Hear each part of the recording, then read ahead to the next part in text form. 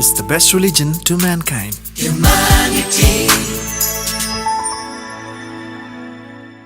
ಮೂಡಬಿದ್ರೆ ಅಲಂಗಾರಿನ ನಿತ್ಯರವರು ನಮ್ಮ ಜೊತೆ ಇದ್ದಾರೆ.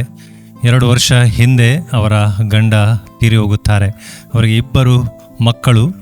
ಮಗಳು 10ನೇ ತರಗತಿಯಲ್ಲಿ ಕಲಿಯುತ್ತಿದ್ದಾಳೆ. ಆಕೆಯ ಶಾಲಾ ಫೀಸ್ ಕೂಡ ಬಾಕಿ ಇದೆ. ಮಗನಿಗೆ 11 ವರ್ಷ ಪ್ರಾಯ. ಆತ ಸ್ಪೆಷಲ್ ಚೈಲ್ಡ್ ಆಗಿದ್ದಾನೆ. ಅವನಿಗೆ ಸ್ಪೆಷಲ್ ಸ್ಕೂಲಿಗೆ ಭರ್ತಿ ಮಾಡಲಾಗಿದೆ.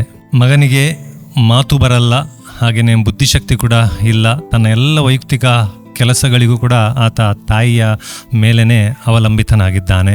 ಇವರ ಬಳಿ ಯಾವುದೇ ಆಸ್ತಿ ಪಾಸ್ತಿ ಇಲ್ಲ, ಸ್ವಂತ ಮನೆಯೂ ಇಲ್ಲ. ಕುಟುಂಬಸ್ಥರ ಮನೆಯಲ್ಲಿ ಪ್ರಸ್ತುತ ಇವರ ವಾಸ. ಇವರ ಆರ್ಥಿಕ ಪರಿಸ್ಥಿತಿ ಚೆನ್ನಾಗಿಲ್ಲ. ಅಸಹಾಯಕತೆಯಿಂದ ಇವರು ಬಳಲ್ತಾ ಇದ್ದಾರೆ.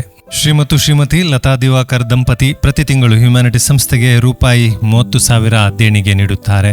ಅವರ ಈ ತಿಂಗಳ ದೇಣಿಗೆ ನಿತ್ಯರವರಿಗೆ ಹಸ್ತಾಂತರಿಸಲಾಗಿದೆ.